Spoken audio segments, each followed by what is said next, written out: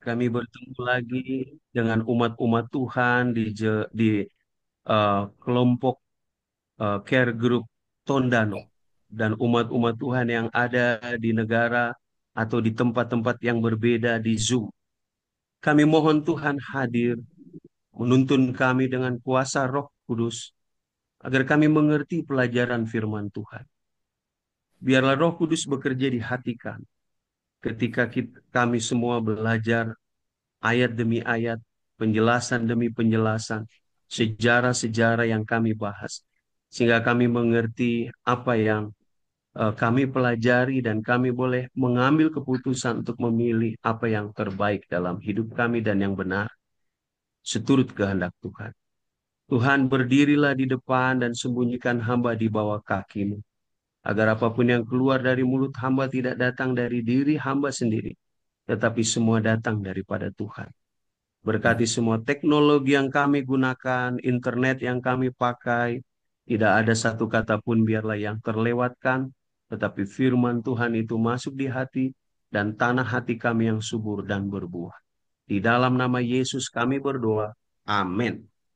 Baik, Amin. selamat pagi saudara-saudaraku yang kekasih yang ada di Tondano dan seluruh umat Tuhan yang ada di tempat lain. Kita senang bertemu lagi. Kita akan belajar pelajaran firman Tuhan hari ini. Seperti yang saya sudah pernah jelaskan sebelumnya, eh, bahwa kita akan lanjutkan pelajaran untuk hukum yang keempat. Nah, judul kita adalah ketika hari Sabat dilupakan. Ini lanjutan dari hukum yang keempat. Pelajaran minggu lalu, kalau Anda perhatikan, saya berikan kesimpulan yang pertama. Hari Sabat adalah waktu khusus yang Tuhan minta kita untuk mengenangnya sebagai pencipta. Dan mereka yang menyucikan Sabat adalah mereka yang memiliki perjanjian istimewa dengan Tuhan. Dan kita akan menyucikan Sabat bukan hanya di dunia ini, tetapi nanti kita akan menyucikan Sabat sampai di langit dan bumi yang baru. Di surga kita akan tetap sucikan Sabat. Nah, setiap hari Tuhan selalu memberkati umatnya. Namun hari ketujuh, Alkitab yang katakan adalah ada berkat istimewa yang Tuhan sediakan bagi kita. Hari ini kita akan belajar mengapa hari Sabat berubah. Ya, kita tahu bahwa hukum keempat mengatakan, ingatlah dan kuduskanlah hari Sabat. 6 hari lamanya engkau akan bekerja, melakukan segala pekerjaanmu. Tetapi hari ketujuh adalah hari Sabat Tuhan Allahmu. Maka jangan melakukan sesuatu pekerjaan engkau atau anakmu laki-laki atau anakmu perempuan, atau hambamu laki-laki atau hambamu perempuan, atau hewanmu atau orang asing yang di tempat kediamanmu. Sebab 6 hari lamanya Tuhan menjadikan langit dan bumi, laut dan segala isinya. Dan ia berhenti pada hari ketujuh. Itulah sebabnya Tuhan memberkati hari Sabat dan menguduskannya. Baik, saudara-saudara, ada ilustrasi sebelum kita lanjut. Di dunia ini, kita bisa tertipu dengan orang-orang yang membuat sesuatu tandingan dari yang asli, yaitu palsu. Di dunia eh, mode, ada tas dengan harga mahal, tapi kalau kita tidak mampu beli dengan harga mahal, ada KW-nya. KW, kualitas di bawahnya. Mirip, bentuknya mirip, warnanya mirip, lambangnya mirip. Tapi karena dia KW atau dia palsu dari yang asli, kualitasnya lebih rendah, maka dia jadi lebih murah. Ada tas KW, ada sepatu KW, ada KW 1, ada KW kualitas the best, ada kualitas nomor 2. Seringkali di Indonesia itu, walaupun nggak bisa beli yang paling bagus, yang KW saja. Kelihatannya asli, padahal palsu. Nah, uang juga ada yang buat asli, ada yang buat palsu. Coba perhatikan perbedaan uang asli dan uang palsu. Anda perhatikan ada jari tangan yang menunjuk. Di uang asli, saat diangkat uang itu menghadap ke sinar, maka ada terlihat gambar orang di sana.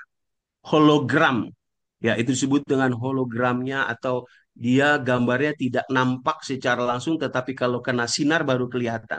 Sedangkan di uang palsu, hampir semua sama. Tapi hologramnya tidak kelihatan. Tidak ada gambar orang. Sepintas orang berpikir bahwa itu sama. Kalau orang yang tidak teliti dan tidak tahu, maka dia akan mudah mendapatkan uang palsu. Tetapi kalau orang yang betul-betul teliti, dia tidak akan tertipu. Nah, setan membuat juga tandingan daripada apa yang Allah buat dengan tujuan untuk mengacaukan iman manusia. Mulai dari, uh, saudara perhatikan, mulai dari kitab Kejadian. Habis kitab Kejadian 1 dan 2 Allah menciptakan manusia. Setan membuat tandingan untuk Allah.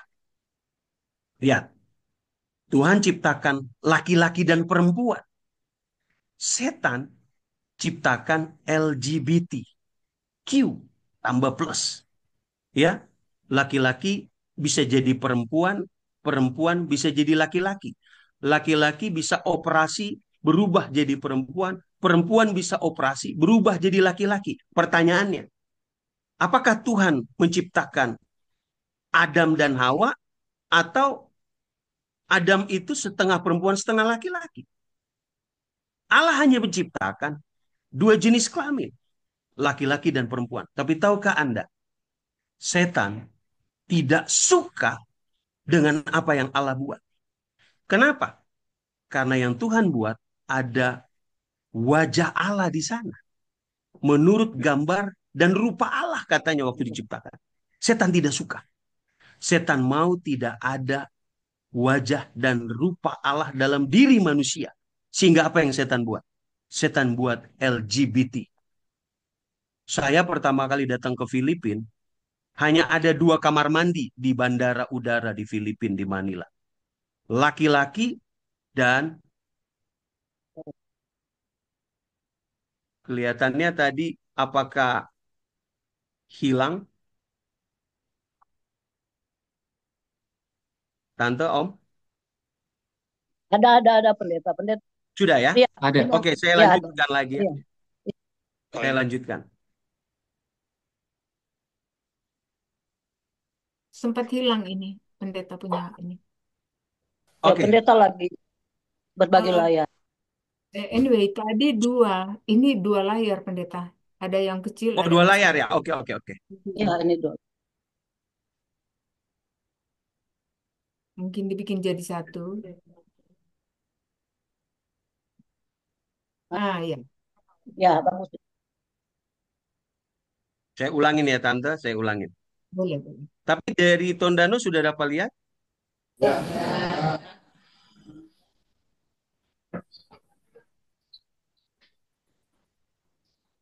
Sudah lihat satu saja, Tan? Belum kelihatan. Belum keluar pendeta. Ini jadi dua Satu lagi. atau dua? Masih Ini dua? dua Masih gambar. dua. Masih Oke, dua. oke. Saya ulangi lagi dari awal.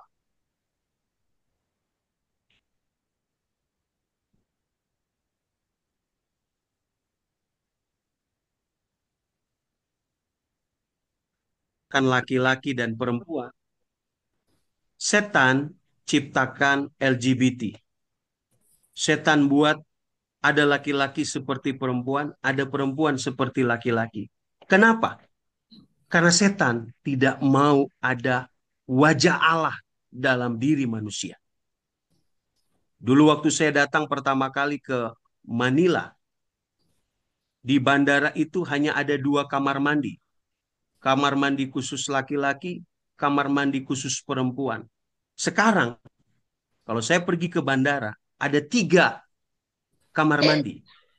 Kamar mandi khusus laki-laki, kamar mandi khusus perempuan, dan ada kamar mandi untuk setengah laki-laki dan setengah perempuan. Netral namanya, kamar mandi netral.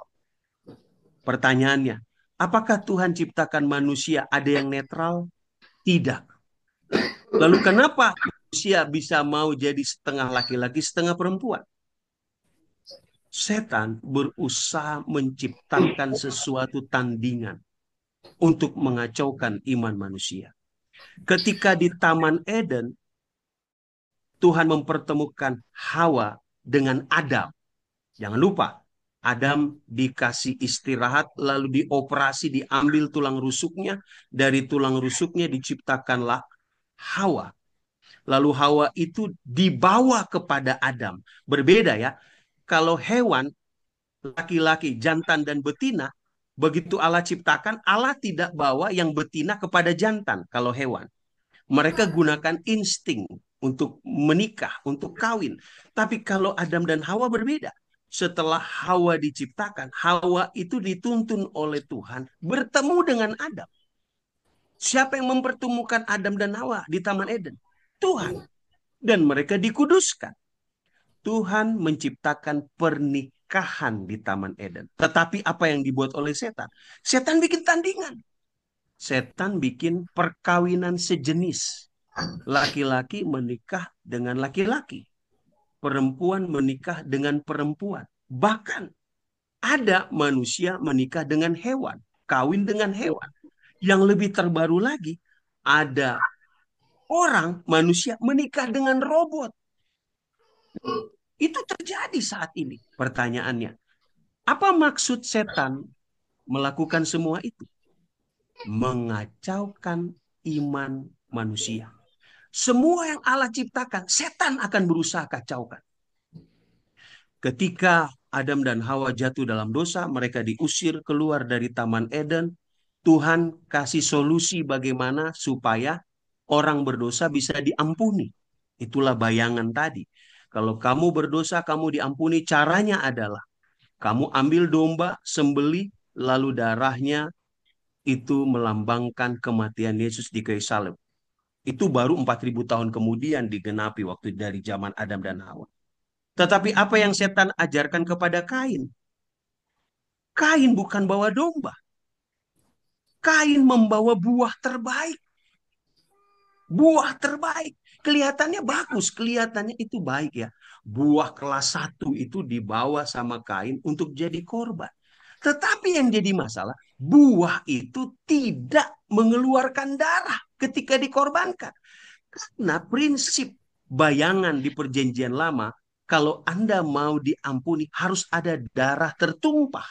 Itu sebabnya domba itu harus disembelih, darahnya tertumpah. Darahnya melambangkan darah Yesus. Nah, Kain bawa buah.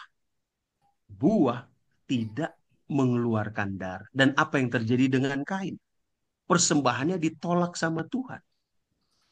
Lihat, ada banyak orang pergi ke gereja, bertemu Tuhan, sama seperti Kain. Dia tidak datang untuk membuka hati buat Yesus.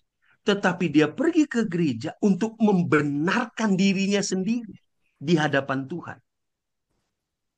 Apa yang setan lakukan di situ? Setan berusaha mengacaukan iman manusia dengan membuat tandingan. Di dalam 10 hukum, Tuhan bilang, hanya Tuhan satu-satunya Allah, jangan ada ilah lain. Tapi apa yang setan ajarkan kepada manusia? Untuk membuat berhala. Untuk disembah. Alkitab katakan, sembahlah sang pencipta. Tapi setan ajarkan, kita disuruh sembah ciptaan. Ada orang yang menyembah matahari. Karena mereka pikir matahari itu sumber kehidupan. Padahal matahari adalah ciptaan. Yang menciptakannya adalah Tuhan. Tetapi matahari yang disembah. Nah, Tuhan ciptakan hari Sabat. Tetapi ada tandingan yang dibuat. Nah, kita mau pelajari, apakah yang merubah Sabat itu Tuhan atau ada oknum yang lain? Mari kita lihat baik-baik. Pelajaran hari ini akan membahas secara cepat tentang sejarah Sabat di Alkitab. Siapa yang mengubah Sabat dan mengapa diubah? Lalu apa akibat dari perubahan Sabat? Apakah Tuhan sudah memperingatkan kita lebih dulu, manusia lebih dulu, sebelum Sabat itu diubah? Nah, apa ciri-ciri umat Tuhan di akhir zaman menjelang kedatangan Yesus? Mari kita lihat dari yang pertama, secara sejarah Sabat di dalam Alkitab. Coba lihat baik-baik. Di sepanjang perjanjian lama, umat Tuhan menyucikan Sabat sebagai hari perhentian, hari peribadatan. Sabat adalah hari yang menyatakan perjanjian antara Allah dan manusia. Mana diturunkan setiap hari. Namun pada hari Sabat, mana tidak turun. Tapi orang Israel harus menyimpannya mulai dari hari Jumat. Kenapa? Karena Tuhan mau orang-orang Israel menyadari bahwa hari Sabat adalah hari perhentian. Mazmur 89 ayat 35 berkata, Tuhan berkata, aku tidak akan melanggar perjanjianku. Dan apa yang keluar dari bibirku tidak akan kuubah. Ketika Tuhan berkata dalam buku Kejadian pasal 2 ayat 20, ayat 2 dan 3, Tuhan berhenti pada hari Sabat. Dia berhenti dari segala pekerjaan yang dia ciptakan. Lalu dia kuduskan hari Sabat dan memberkatinya. Dan kalimat Tuhan menurut Raja Daud itu tidak akan berubah. Karena kita tahu, kita pelajari minggu lalu bahwa itu akan tetap, Sabat itu akan tetap ada sampai nanti kedatangan Yesus. Nah, ketika Yesus di bumi, ya, setelah lewat perjanjian lama, ketika Yesus di bumi, Yesus juga tidak rubah hari Sabat. Apa buktinya? Karena Yesus beribadah pada hari Sabat. Kita sudah pelajari itu di buku Lukas, ya. Bahkan Yesus mati pun dia menyucikan Sabat. Apa buktinya? Lihat ini saudara-saudara. Kalau Anda baca ayat Alkitab di buku Matius, Markus, Lukas, dan Yohanes, empat buku Injil tulis, Yesus mati pada hari Jumat, hari ke-6, hari persiapan. Lalu hari sebelum matahari terbenam hari Jumat, Yesus berada di dalam kubur. Anda lihat, Yesus ada di dalam kubur. Yesus tetap menjaga, walaupun dia mati, dia tetap menjaga kesucian Sabat. Dan Yesus bangkit, Alkitab bilang, pada hari pertama dalam minggu itu. Yesus bangkit pada hari Minggu. Artinya, orang perjanjian lama menyucikan Sabat. Yesus juga menyucikan Sabat. Nah, sekarang kita tanya, setelah Yesus naik ke surga, siapa yang melanjutkan? Murid-murid Yesus. Murid-murid Yesus mengabarkan tentang Injil ke seluruh dunia. Pertanyaannya, apakah mereka menyucikan Sabat? Ya, mereka tetap sucikan Sabat. Anda boleh baca buku Kisah 13 ayat 14. Kemana saja murid-murid pergi? Ke Antioquia, ke Kapernaum, pergi ke Asia kecil, itulah gereja Efesus, gereja Smyrna. Mereka tetap sucikan Sabat. Paulus juga tuh sucikan Sabat. Anda bisa baca dalam tulisannya di Roma pasal 3 ayat 31. Artinya, mulai dari perjanjian lama sampai Alkitab ditulis di buku Wahyu, Sabat tidak pernah berubah. Ingat, perjanjian lama, Kejadian ditulis kurang lebih 1.500 tahun sebelum Yesus lahir. Buku yang paling terakhir ditulis adalah kitab Wahyu. Kapan itu ditulis? Tahun 100 setelah Masehi. Jadi total Alkitab ini ditulis lamanya kurang lebih 1.600 tahun. Nah, 1.600 tahun tidak pernah ada kalimat yang Tuhan katakan bahwa Sabat aku ubah. Kenapa? Karena perjanjian lama orang-orang Israel menyucikan Sabat. Yesus, dia menyucikan Sabat. Murid-murid juga menyucikan hari Sabat. Berhenti pada hari Sabat. Anda lihat sejarah Sabat dari penciptaan sampai sekarang. Anda perhatikan baik-baik. Mulai dari penciptaan, Sabat dikuduskan. Lalu diingatkan kembali di padang gurun ketika Israel keluar, ya, ketika Israel keluar 3.500 tahun yang lalu. Penciptaan itu 6.000 tahun yang lalu, Sabat dikuduskan. 3.500 tahun yang lalu ketika di padang gurun, Sabat disucikan. Ya, lalu ada hukuman mati bagi orang yang melanggar Sabat. Lalu diulangi lagi 3.500 tahun yang lalu ya tentang hari Sabat. Lalu Yesaya, zaman Nabi Yesaya 2.700 tahun yang lalu, ingatkan lagi hari Sabat. Nehemia, ketika Nehemia pulang dari penawanan dari kerajaan Babel dan Medo Persia, ketika dia pulang, dia berdirikan lagi tembok Yerusalem, lalu dia bilang, semua di Yerusalem, semua orang Israel harus sucikan Sabat. Di 2.400 tahun yang lalu, Sabat disucikan. Yesus 2.000 tahun yang lalu beribadah pada hari Sabat. Ya, rasul-rasul, kisah 13, 1.900 tahun yang lalu, mereka sucikan Sabat. Ya, gereja mula-mula, apa itu gereja mula-mula? Gereja Efesus, gereja Smyrna, gereja Pergamus, Tiatira, Philadelphia, Laodikia, seperti yang ditulis dalam kitab Wahyu. Mereka sucikan hari Sabat. Nah, pertanyaannya, mulai kapankah hari Sabat berubah? Sejarah dalam buku yang ditulis oleh Kardinal Gibbon, seorang kardinal Katolik. Dia mengatakan tahun 321 Masehi, Sabat itu dirubah di zaman Kaisar Konstantin. Anda lihat, Sabat tidak pernah berubah dan baru dirubah tahun 321 Masehi. Bagaimana ceritanya? Mari kita perhatikan baik-baik.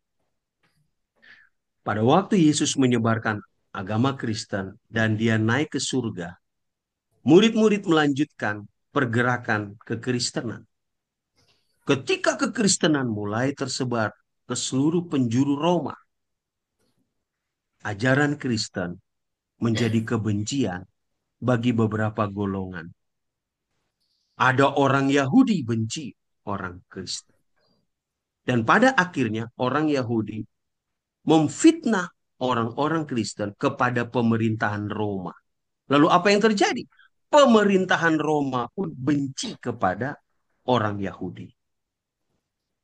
Orang Yahudi menghasut orang Kristen kepada orang Roma sehingga orang-orang Roma menganiaya orang-orang Kristen. Anda bayangkan, 12 murid Yesus termasuk Matias yang menggantikan Yudas.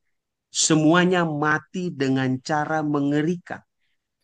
Mati dengan cara dianiaya. Ada yang ditebas kepalanya sampai putus. Digoreng. Ada yang dilempari dengan batu. Ada yang ditombak dengan tombak tembus. Itulah Thomas. Petrus, ya, Petrus mati disalib tapi dia tidak mau salib seperti Yesus. Dia minta salib kepalanya di bawah. Mereka semua mati dianiaya kecuali satu. Namanya Rasul Yohanes. Yohanes, dia pernah dimasukkan dalam minyak panas penggorengan besar. Dia mau dimasak di dalam perapian yang menyala di atas minyak. Tetapi karena belum waktunya dia mati, ketika dia dimasukkan dalam penggorengan dengan minyak panas, dia tidak mati. Dia berenang di dalam penggorengan itu. Dan dia akhirnya dikeluarkan lagi. Kenapa dia tidak mati? Karena tugas dia menulis kitab Wahyu belum selesai. Tuhan izinkan dia tetap hidup. Dan apa yang terjadi dengan Yohanes? Yohanes mati disiksa, ditaruh di penjara bawah tanah. Jadi 11 murid itu mati dengan cara penyiksaan. Yohanes juga mati, tapi tidak sekejam 11 murid yang lain. Artinya, kekristenan menjadi tumbal, dibenci oleh karena kekristenan menyebar. Nah, agama kekafiran menjadikan Kristen sebagai target pembunuhan. Nah, Kaisar Roma adalah kaisar-kaisar yang sangat kejam, sangat bengis, membunuh para orang-orang Kristen. Tetapi saudara, satu nyawa orang Kristen yang dibunuh menghasilkan 1.000 jiwa yang bertobat dari orang-orang kafir berbalik menjadi orang Kristen. Satu nyawa orang Kristen terbunuh menghasilkan begitu banyak orang-orang dari bangsa lain bertobat menjadi Kristen. Saudara lihat kebengisan Kaisar Roma. Nero, Kaisar Nero, mengeksekusi, membunuh secara massal. Ada yang dibakar, ada yang disalibkan, ada yang dilemparkan ke binatang yang singa harimau yang sudah 2 minggu, 3 minggu tidak dikasih makan. Jadi orang Kristen dilempar di dalam sebuah stadion, lalu orang-orang yang menonton itu menyaksikan orang Kristen dimakan, dirobek badannya oleh binatang. Kaisar Domitian, dia menghukum mati, dia menyita harta orang Kristen. Lahirlah berikutnya, kaisar selanjutnya, Kaisar Trajan. Dia mengeksekusi mati orang yang tidak mau menyangkal iman. Ketika ditawan, lalu ditanyakan, Yesus atau penguasa? Kalau mereka bilang tetap percaya pada Yesus, mereka dihukum mati. Ada kaisar berikutnya bernama Marcus Aurelius. Dia menghukum mati, menyiksa, dilemparkan lagi ke binatang buas, persis seperti Nero. Ada Kaisar Decius, ya. Nyawa orang Kristen itu wajib halal dibawa menjadi korban sembelihan kepada dewa berhala. Coba Anda bayangkan, orang Kristen ditangkap lalu tubuhnya, badannya, nyawanya disembelih untuk persembahan kepada berhala. Ada Kaisar Valerian. Dia mengeksekusi para pemimpin gereja. Pendeta-pendeta ditangkap. Hartanya diambil. Orang Kristen disuruh kerja paksa. Kaisar Diocletian, dia menghancurkan gereja, menghancurkan kitab suci, mengeksekusi mati orang Kristen, membuat kerja paksa, bahkan mutilasi. Wah, saudara tahu mutilasi kan? Bagian tubuhnya dipotong satu persatu sampai mati.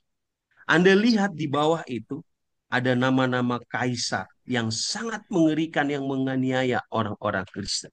Tapi pertanyaannya, apakah dengan menghancurkan orang Kristen, kekristenan itu hilang? Tidak. Kekristenan tetap tumbuh subur. Ketika dianiaya, iman orang Kristen semakin kuat. Lalu, inilah penyiksaan. Anda lihat penyiksaannya? Orang Kristen dilempar di stadion, lalu binatang-binatang buas memakan mereka. Ada yang dibakar. Anda lihat di sebelah kiri bawah, orang Kristen dijadikan obor, ya, tubuh orang Kristen disiram dengan ter. Saudara tahu ter yang buat jalan itu, lalu ketika disulut api sepanjang malam jadi obor tubuh orang Kristen. Saudara lihat gambar di tengah-tengah, orang Kristen harus dipres, badannya dipres hancur. Anda lihat di sebelah kanan atas, orang Kristen dipotong kepalanya. Inilah penyiksaan paling bengis yang pernah terjadi kepada kekristenan. Lalu kemana orang Kristen itu hidup yang sisanya? Mereka bersembunyi di goa-goa. Mereka beribadah, menyucikan sabat di goa-goa. Kalau Anda pergi ke Eropa atau Anda baca buku sejarah kekristenan, ada namanya orang Waldensia. Orang-orang yang bersembunyi dan memelihara hukum-hukum Allah sampai hari ini keturunan mereka masih ada. Nah, di tengah penyiksaan yang terjadi, tiba-tiba sejarah mengatakan muncullah seorang kaisar bernama Konstantin. Ingat ya, Kaisar Roma itu penyembah berhala. Dia datang, Roma itu datang dari kerajaan kafir. Kerajaan yang menyembah berhala. Tiba-tiba kaisarnya meminta agar dia diterima menjadi orang Kristen. Kaisarnya adalah namanya Kaisar Konstantin. Ketika Konstantin menjadi orang Kristen, ada perubahan yang terjadi dalam dirinya dan ada juga perubahan yang terjadi dalam kehidupan orang Kristen. Saudara lihat, Kaisar Konstantin itu berkuasa tahun 306 sampai 337. 31 tahun dia berkuasa, ya. Lalu dia adalah orang Roma yang menyembah kepada dewa matahari, Sol Invictus. Ini dia Kaisar Konstantin. Dia adalah penyembah dewa matahari.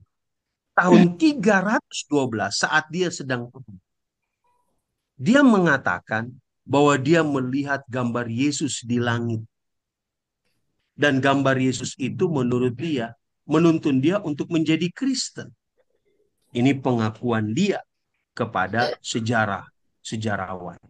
Nah, setelah dia melihat gambar itu dan dia menang dalam peperangan, dia mengatakan bahwa saya adalah orang Kristen. Saya adalah orang Kristen. Nah, pada waktu Konstantin masuk menjadi Kristen, banyak orang Roma yang tadinya penyembah berhala masuk juga menjadi Kristen. Yang tadinya menganiaya orang Kristen, sekarang orang Roma jadi sahabat orang Kristen. Tentunya ini kabar positif buat orang Kristen dan kabar positif buat gereja. Karena banyak orang Kristen yang tadinya gereja-gereja ditutup, mereka tidak bisa beribadah, yang sembunyi-sembunyi di gua. Sekarang gereja diperbaiki. Semua orang Kristen boleh beribadah di gereja. Dan bahkan orang-orang Roma banyak yang masuk menjadi Kristen. Tetapi ini yang jadi masalah. Apakah yang saya katakan ini cerita khayalan saya? Tidak. Anda boleh baca bukunya ada di bawah sana. Bukunya ditulis oleh Holdrake. Dia tulis bukunya judulnya Constantine and the Bishop. Dia tulis katakan begini. Ketika Konstantin mengakui bahwa dia bertobat menjadi Kristen, sesungguhnya ia tidak benar-benar bertobat menjadi Kristen. Kenapa? Karena ia masih terus menyembah dewa matahari, Sol Invictus. Jadi dia bilang dia orang Kristen, tetapi dia tidak betul-betul Kristen. Kenapa? Karena dia diam-diam tetap masih menyembah dewa matahari. Dan ketika dia bilang, saya orang Kristen, saudara tahu, dia tidak pernah mau menerima baptisan. Dia tidak pernah mau menerima baptisan. Nanti ketika dia tahu dia mau mati beberapa hari lagi, dan dia baru minta untuk dibaptis. Dan baptisan dia tidak seperti baptisan yang Yesus lakukan. Kenapa? Karena tubuhnya sudah tidak mungkin lagi untuk dimasukkan ke dalam air. Tapi Konstantin betul-betul tidak sungguh-sungguh menjadi orang Kristen. Ketika Konstantin mengatakan bahwa dia adalah orang Kristen, dia mengubah sistem gereja. Ya, saudara tahu apa yang dia rubah? Dia mengangkat dirinya menjadi imam Kristen. Saudara bayangkan, dia belum dibaptis. Dia hanya mengatakan saya Kristen. Tetapi dia mengatakan bahwa saya mengangkat diri saya sebagai imam, sebagai kepala gereja. Dan Anda bayangkan, dia memimpin sebuah rapat gereja yang dihadiri oleh seluruh tokoh-tokoh gereja dari seluruh wilayah yang ada di saat itu. Dia yang memimpin rapat itu. Padahal dia belum menerima baptisan. Dia belum terima Yesus dengan sungguh-sungguh. Dan dia masih beribadah pada dewa matahari. Lalu apa yang dilakukan di rapat konsili Nikea tahun 325 yang dipimpinnya? Disitulah ia mengubah hari Sabat menjadi hari Minggu. Saudara, kalau saudara mau yakin betul atau tidak yang saya katakan, saudara boleh cari di Google. Apakah benar yang merubahnya adalah Konstantin? Saudara akan dapatkan. Dia yang rubah di dalam konsili Nikea, rapat para pemimpin gereja. Jangan lupa, gereja sudah terpukau kepada Konstantin. Kenapa? Karena selama ini gereja dianiaya. Ketika dia berubah jadi Kristen, gereja semua mendukung dia. Sehingga ketika dia mengangkat dirinya sebagai imam, gereja tidak menegurnya. Mereka menerima. Dan perhatikan, di rapat tahun 325, ia mengubah hari Sabat menjadi hari Minggu. Hari Sabat menjadi Minggu dis solis sebagai hari istirahat resmi. Jadi lihat, Tuhan ciptakan hari ketujuh sebagai hari istirahat, hari perhentian. Tapi Konstantin merubah bukan Sabat lagi sebagai hari istirahat, tetapi hari peristirahatan itu diganti hari Minggu. Menggantikan Sabat Yahudi. Hal ini diadopsi dari tradisi dewa matahari Romawi. Lihat, masih ingatkah Anda tadi saya katakan bahwa orang Roma itu bukan dari Kristen. Orang Roma adalah penyembah berhala. Tapi ketika mereka masuk Kristen, mereka tidak bisa tinggalkan penyembahan mereka. Tetapi mereka adopsi penyembahan mereka masuk di dalam gereja. Mereka adopsi, mereka masukkan. Dan mereka minta ini diterima oleh gereja-gereja pada saat itu. Dan saudara, ia mengatakan kepada semua dewan gereja ketika dia mengangkat dirinya sebagai imam, bahwa kaisar adalah wakil Tuhan. Saudara bayangkan, Konstantin memposisikan dirinya sebagai pelindung gereja dan menjadi wakil Tuhan. Apa artinya wakil Tuhan? Tuhan itu Allah yang tidak pernah salah. Tuhan itu maha kuasa. Kalau Konstantin jadi wakil Allah, berarti Konstantin adalah oknum yang tidak pernah salah. Oknum yang tidak bisa salah. Oknum yang dianggap berkuasa. Ini ditulis dengan jelas dalam buku-buku sejarah kekristenan. Nah, apa yang terjadi ketika Sabat diubah menjadi Minggu? Maka 10 hukum Tuhan pun berubah. Saudara bisa lihat perbedaan 10 hukum yang ditulis oleh Alkitab dengan 10 hukum yang ditulis oleh Gereja Katolik. Karena Gereja Katolik mengatakan mereka adalah pimpinan gereja tertinggi pengganti murid-murid. Saudara lihat, hukum 10 berubah. Kita tahu bahwa hukum pertama sampai hukum keempat adalah kasih kepada Allah. Hukum kelima sampai ke-10 adalah kasih kepada sesama manusia. Lalu apa yang dirubah? Hukum pertama, jangan ada padamu ilah lain di hadapanku, berubah jadi jangan menyembah berhala, berbaktilah kepadaku saja. Lalu hukum kedua, jangan membuat patung dan menyembah. Hukum kedua dihapus, saudara. Kenapa hukum kedua dihapus? Karena orang-orang Romawi kalau mereka beribadah, mereka harus lihat benda yang mereka bisa sembah. Itu sebabnya, nanti saya akan kasih tunjuk. Mulai dari tahun itulah, 325 ke atas, patung-patung yang tidak pernah ada di dalam gereja semenjak gereja muncul, semenjak kekristenan muncul. Tetapi mulai 325 ke atas, patung-patung masuk dalam gereja. Bukan dalam bentuk dewa, tetapi dalam bentuk Yesus. Dalam bentuk Ibu Yesus. Dalam bentuk murid Yesus. Kita sudah belajar hukum kedua mengatakan, jangan membuat patung menyerupai apapun. di langit, di bumi, di bawah bumi. Apakah kalau saya buat patung menyerupai Yesus, saya sedang menyembah Yesus? Alkitab katakan, 10 hukum katakan, jangan membuat menyerupai apapun. Dan jangan sujud menyembah. Nah, karena mereka tetap menggunakan patung, maka hukum kedua diganti. Hukum kedua diganti, jadi kata-katanya adalah, hukum ketiga naik, jangan sebut nama Tuhan dengan tidak hormat. Lalu kita tahu hukum keempat yang kita pelajari minggu lalu, ingat dan kuduskanlah hari Sabat. Itu juga diganti. Itu jadi hukum ketiga dengan bunyinya sebagai berikut. Kuduskanlah hari Tuhan. Tidak ada lagi hari Sabat di sana. Kuduskanlah the Lord's Day, hari Tuhan.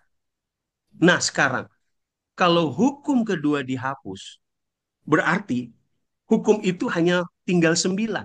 Lalu bagaimana untuk tetap membuat hukum itu jadi 10? Nah, untuk membuat hukum itu tetap jadi 10, maka hukum ke-10 dibagi 2. Saudara lihat, hormati ibu bapamu itu dari hukum kelima naik jadi hukum keempat. Hukum kelima jadi hukum keempat, hukum keenam jadi hukum kelima, dan hukum ke-10 dibagi 2. Kalau di hukum 10 yang Alkitab katakan jangan mengingini milik sesama manusia. Nah, hukum yang baru diganti. Hukum ke-9 jadi jangan mengingini istri sesamamu. Sedangkan hukum ke-10 jangan mengingini milik sesamamu. Saudara lihat, siapa berperan di balik penggantian ini? Konstantin. Konstantinlah kaisar yang mengangkat dirinya menjadi imam, yang mengatakan bahwa dia adalah wakil Kristus, dengan mengatakan bahwa dia adalah orang Kristen, namun dia sesungguhnya tidak sungguh-sungguh Kristen. Dan apa yang terjadi? Inilah menjadi awal perubahan itu. Saudara lihat, inilah undang-undang yang dibuat ketika hari itu, tahun 325.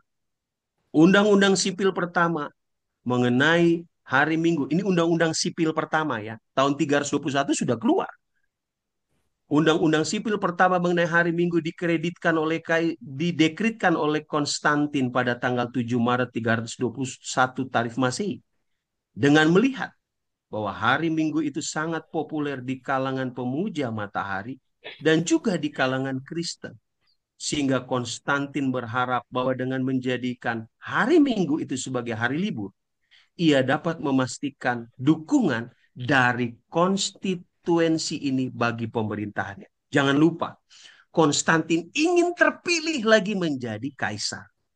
Jadi dia manfaatkan orang-orang Kristen yang sudah menyebar kemana-mana, orang-orang Yahudi yang ada di sana, untuk memilih dia lagi menjadi pemimpin atau menjadi kaisar. Itu sebabnya dia menyenangkan hati mereka dengan mengubah hari yang Tuhan tetapkan dengan apa yang ia katakan, ia putuskan.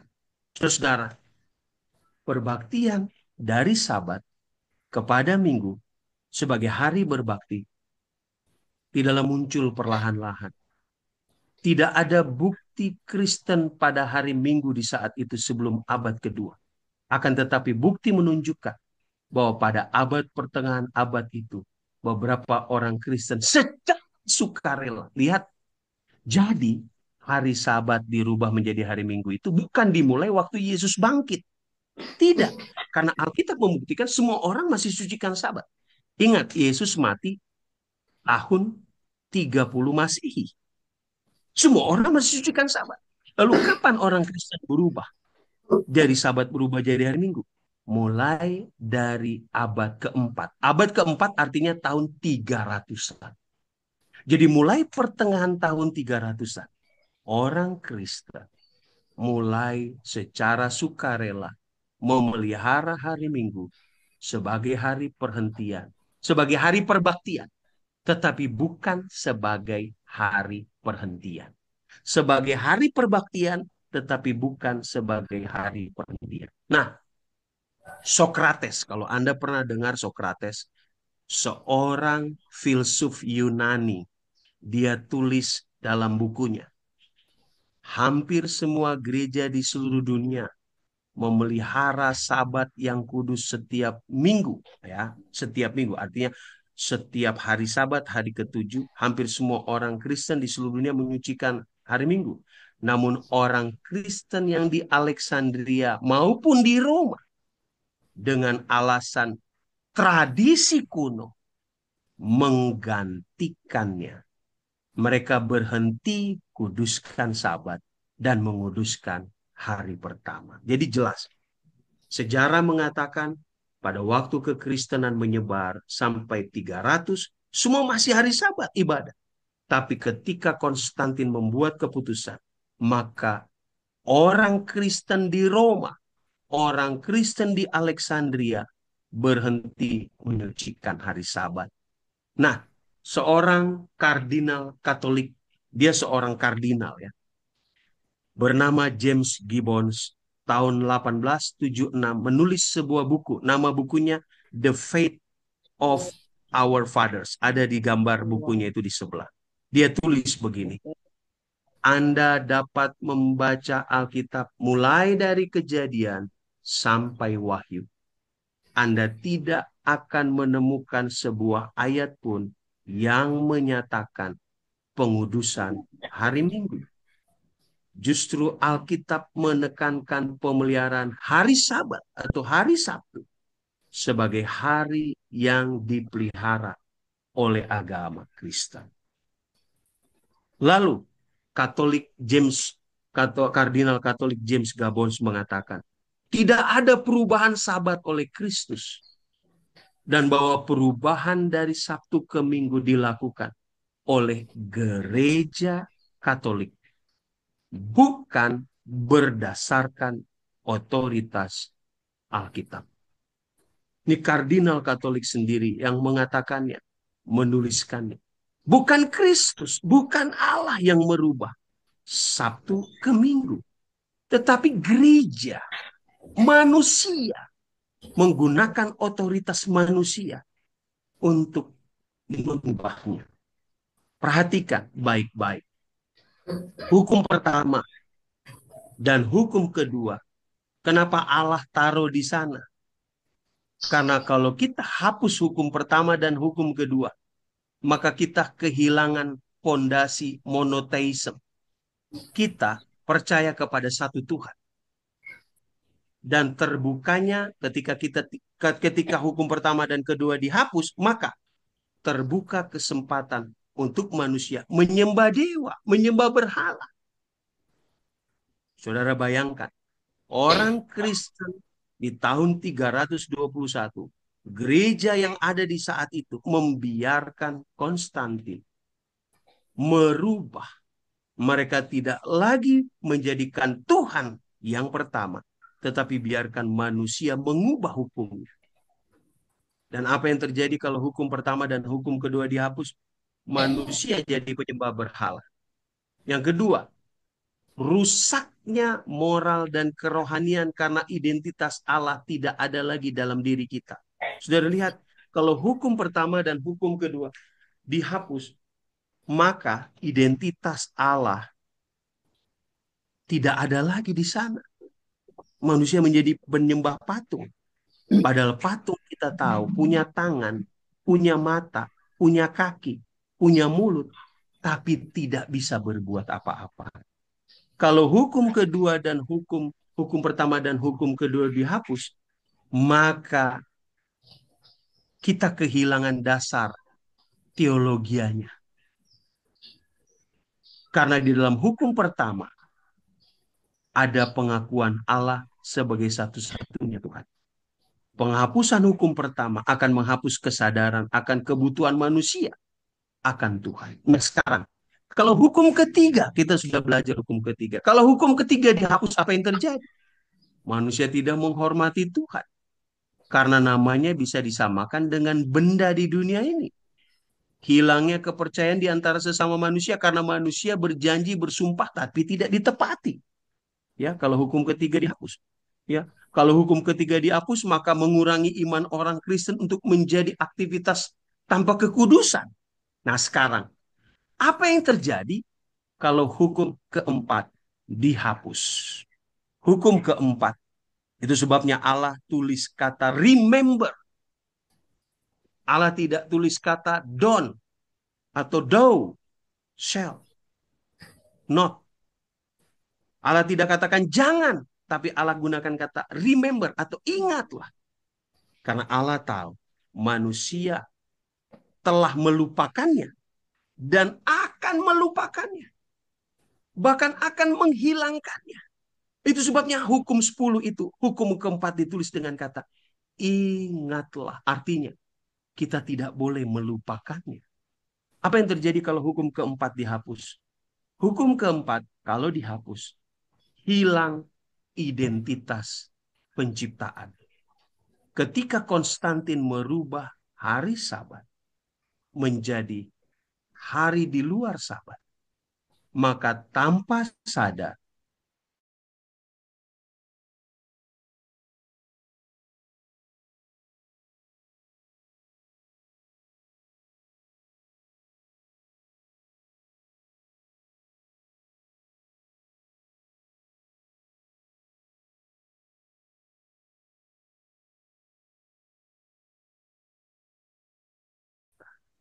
tidak heran setan memunculkan teori-teori yang lain. Teori apakah itu? Teori evolusi. Tuh, saudara tahu teori evolusi?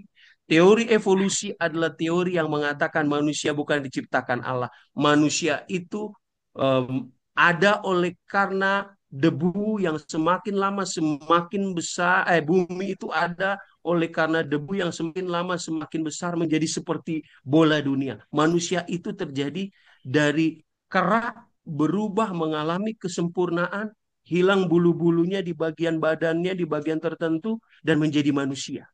Teori ini muncul ketika kita menghilangkan Sabat. Kenapa? Karena ketika kita menghilangkan Sabat, kita melupakan bahwa dunia ini diciptakan oleh Tuhan.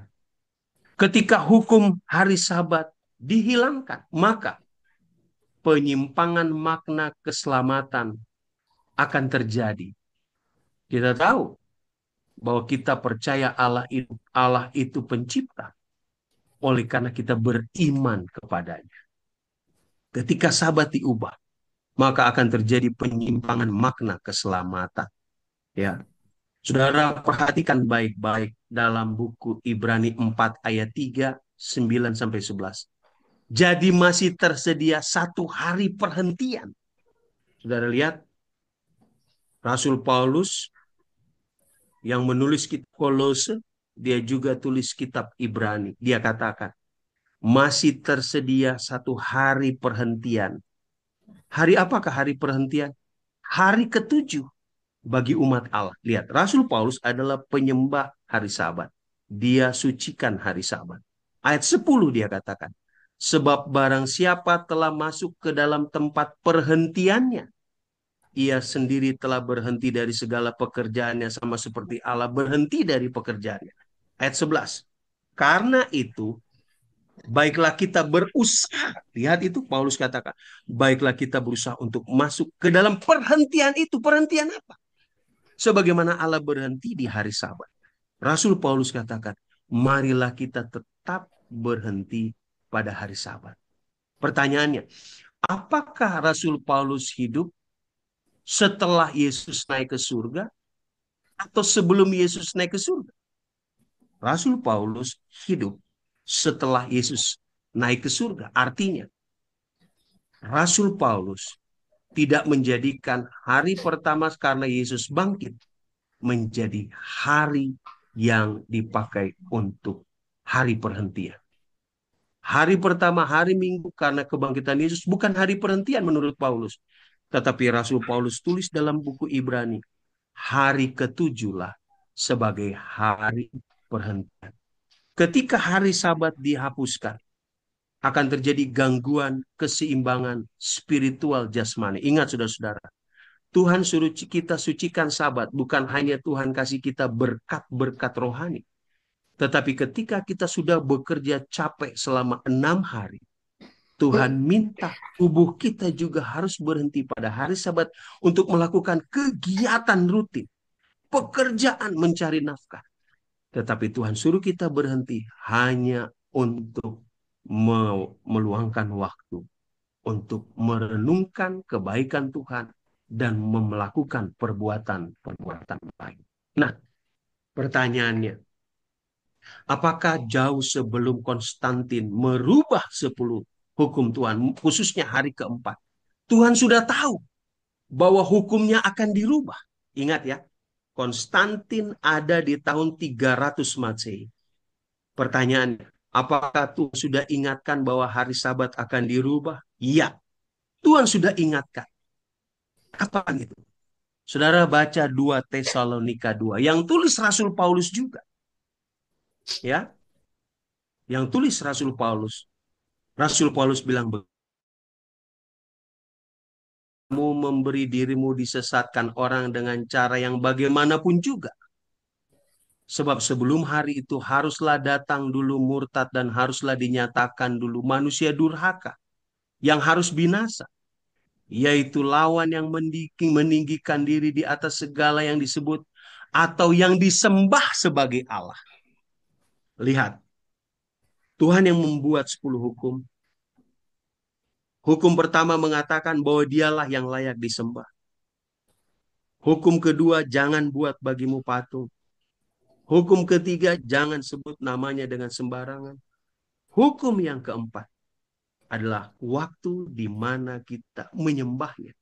Tetapi ada oknum yang akan datang, kata Paulus, yang akan merubahnya, bahkan meninggikan dirinya di atas Tuhan. Saudara ingat waktu Konstantin bilang saya wakil Tuhan. Dia sedang menempatkan dirinya sama dengan Tuhan. Dia sedang menempatkan dirinya sama dengan Tuhan. Bahkan dia menggantikan hari penyembahan kepada Allah. Bahkan Rasul Paulus katakan, Rasul Paulus tulis ini saudara-saudara, sekitar tahun 80 Masehi, sedangkan Konstantin ada tahun 300, artinya 300 tahun kemudian. Tapi Paulus sudah bilang, bahkan ia duduk di bait Allah dan mau menyatakan dirinya sebagai Allah. Daniel 7 ayat 2, jauh-jauh hari sebelum Yesus lahir, Daniel hidup sekitar tahun 500 sebelum Masehi. Ya, 500 tahun sebelum Yesus lahir itu Daniel sudah lahir. Tapi Daniel tulis dalam tulisannya begini. Ia itu siapa? Antikristus. Akan mengucapkan perkataan yang menantang yang maha tinggi. Siapa yang maha tinggi? Tuhan. Akan menganiaya orang-orang kudus milik yang maha tinggi. Siapa? Pemerintahan Roma. Nah, perhatikan kalimatnya. Ingat, saudara, ia berusaha untuk mengubah waktu. Waktu apa? Waktu dari Sabat dia akan ubah. Dan bukan hanya waktu. Anda perhatikan, dia bukan hanya berusaha mengubah waktu, dia juga mengubah hukum Allah. Saudara lihat perbedaan 10 hukum yang Tuhan beri dengan 10 hukum yang dikeluarkan gereja di bawah Konstantin. Tuhan sudah katakan 500 tahun sebelum Yesus lahir.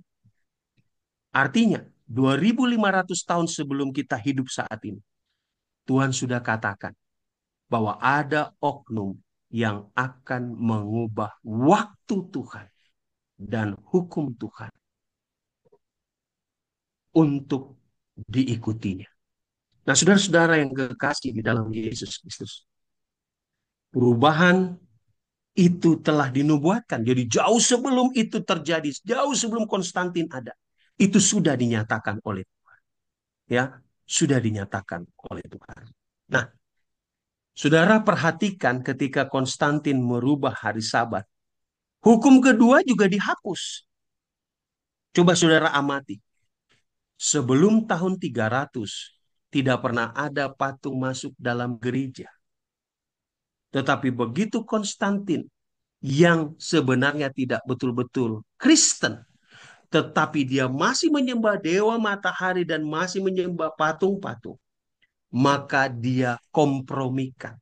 Jangan taruh patung dewa matahari atau dewa sesembahan orang Roma di dalam gereja, tetapi buatlah patung-patung yang menyerupai Yesus, yang menyerupai ibu Yesus, yang menyerupai murid-murid Yesus masuk di dalam gereja.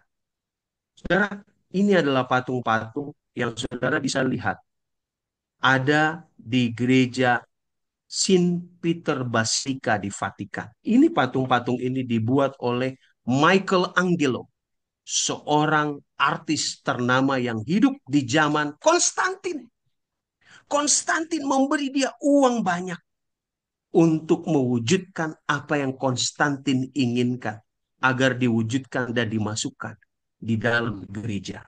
Saudara lihat, begitu hukum dihapus, hukum tentang patung dihapus, maka orang menyembah kepada patung itu.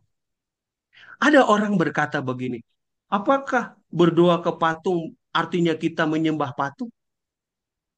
Kata mereka, itu belum tentu menyembah patung. Tetapi saudara, hukum kedua dalam 10 hukum Tuhan katakan, jangan membuat bagimu patung yang menyerupai apapun. Lalu ada kelanjutannya, jangan sujud menyembah kepadanya. Bahkan, saudara tahu, ibu Yesus bukan sekedar ibu lahiriah, tetapi diangkat menjadi bunda Allah. Artinya ibu dari semua Allah. Dan ketika kita berdoa, doa kita ditolak oleh Yesus, maka kita bisa berdoa lewat ibu Yesus. Kalau saudara bandingkan dengan ayat-ayat yang ada ditulis di sini, maka saudara akan dapat tidak ada satupun manusia yang bisa menggantikan Allah. Tidak ada satupun manusia yang bisa mengampuni kesalahan orang berdosa. Saudaraku yang kekasih dalam Yesus Kristus. Lihat, kalau ini adalah patung-patung yang disembah di kuil-kuil agama Hindu dan Buddha. Kalau ini adalah patung-patung yang ada di dalam gereja. Pertanyaannya, apakah ada perbedaannya? Tidak ada. Tidak ada perbedaannya. Karena kita tidak lagi mengikuti 10 hukum Tuhan. Nah sekarang, apakah Allah telah mengubah Sabat ke hari Minggu? Secara tegas, Alkitab tidak pernah menyatakan bahwa hari kebangkitan Yesus atau hari Minggu secara otomatis mengubah atau membatalkan hari Sabat yang telah ditetapkan Tuhan penciptaan. Anda boleh buka dari Kejadian sampai kitab Wahyu. Tidak ada satupun di dalam Alkitab yang menyatakan bahwa Yesus merubah hari Sabat, hari ketujuh, menjadi hari Minggu atau hari pertama. Yang kedua, perubahan ibadah dari Sabat ke Minggu adalah tradisi gereja yang berkembang setelah zaman Kaisar Konstantin. Terutama untuk memperingati kebangkitan Kristus dan bukan berdasarkan perintah langsung dari Tuhan di dalam Alkitab. Tuhan tidak pernah mengatakan bahwa kita harus menyucikan hari kebangkitannya. Seolah-olah kebangkitan Yesus itu lebih penting daripada kelahiran Yesus. Dan kebangkitan Yesus itu lebih penting daripada kematian Yesus. Kenapa Tuhan tidak suruh kita menyucikan hari-hari yang lain? Kenapa hanya suruh sucikan hari kebangkitan?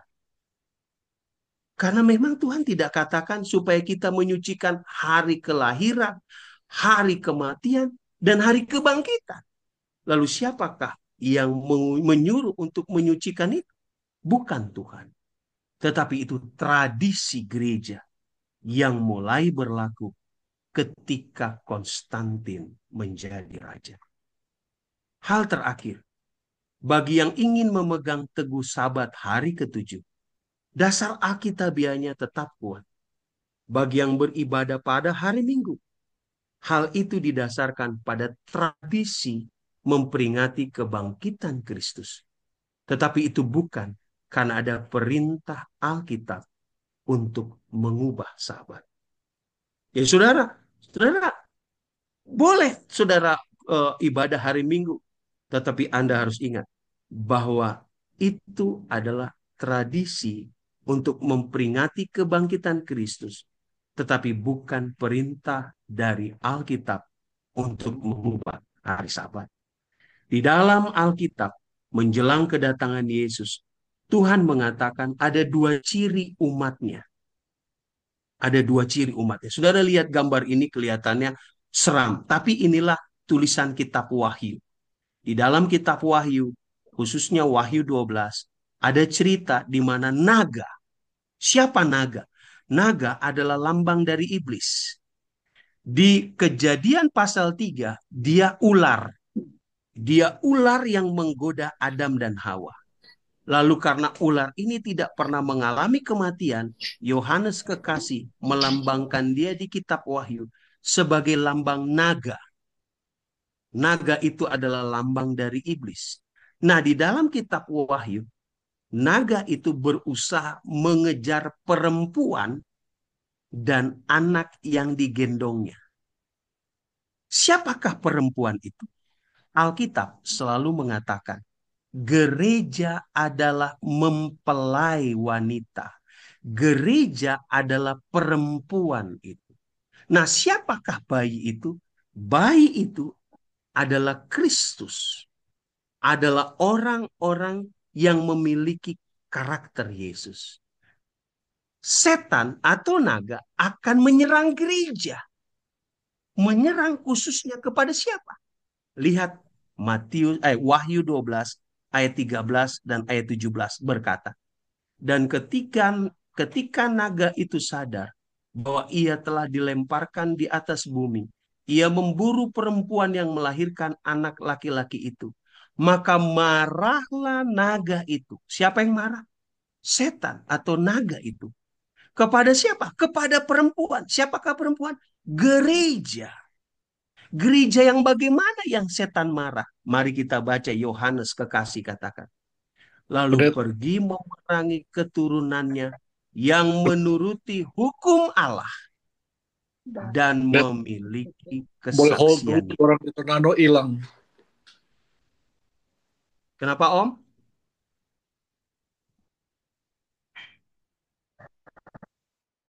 Sebenarnya Jadi kita lihat bersama siapakah yang dikejar oleh naga? Yang dikejar oleh naga adalah gereja. Gereja yang bagaimana? Wahyunya yang lain. Yang menuruti hukum Allah. Lihat saudara-saudara. Setan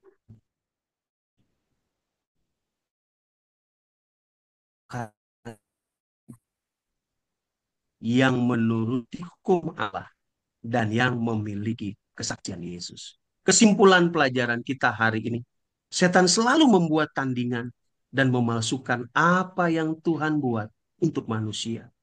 Bahkan setan mengajak manusia untuk melupakan Tuhan, Sang Pencipta. Tuhan tidak pernah mengubah Sabat. Konstantin dan tradisi gereja serta manusia yang mengubahnya. Umat Tuhan di akhir zaman memiliki dua ciri yang dikejar-kejar oleh naga atau setan adalah mereka yang menuruti hukum Allah dan yang memiliki kesaksian Yesus. Hari ini, pagi ini, saya ingin memberikan tawaran kepada Anda. Oke, hold on, Pilihlah pendeta. hari ini kepada Sorry, siapa pendeta. kamu Itu beribadah. hilang mereka di sana.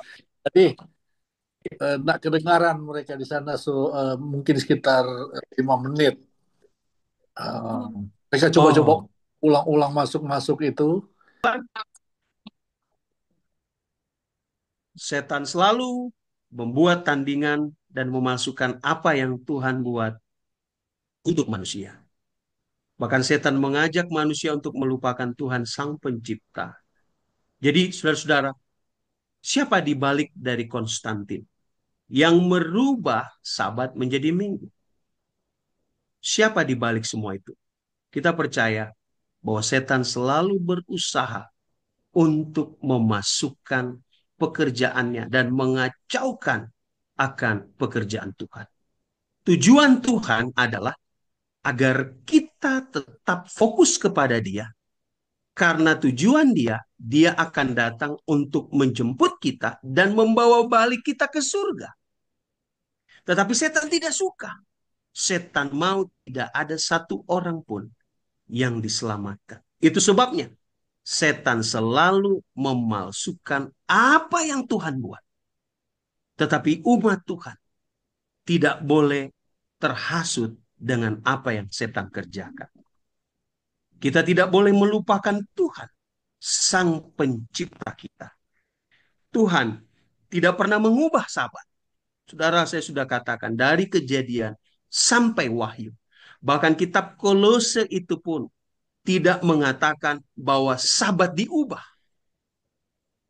Karena bayangan itu sebenarnya adalah membahas tentang korban upacara yang sudah menjadi bayangan, dan Yesuslah yang saat ini menjadi pengantara kita. Tapi siapa yang ubah Sabat? Konstantin. Siapa yang ubah Sabat? Manusia.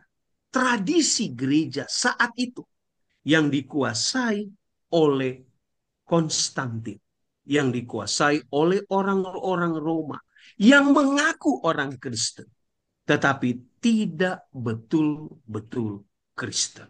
Mereka mengadopsi kepercayaan mereka dan memasukkan ke dalam gereja. Mereka mengadopsi penyembahan patung masuk ke dalam gereja. Saudara-saudara, Tuhan tidak pernah mengubah Sabat. Umat Tuhan dicirikan pada akhir zaman ini dua. Mereka menuruti hukum Tuhan dan mereka yang memiliki kesaksian Yesus. Hari ini saya ingin sampaikan kepada saudara. Saudara sudah dengar sejarah mengatakan perubahan itu. Tuhan tidak pernah merubahnya. Tuhan tetap meminta kita untuk menyucikan Sabat. Apa buktinya? Karena di surga, di Yerusalem yang baru, kita tetap ibadah pada hari perhentian, yaitu Sabat hari ketujuh. Pilihlah hari ini kepada siapa engkau beribadah. Semoga Tuhan memberkati kita semua. Saya bawa di dalam nama Yesus Kristus. Amin.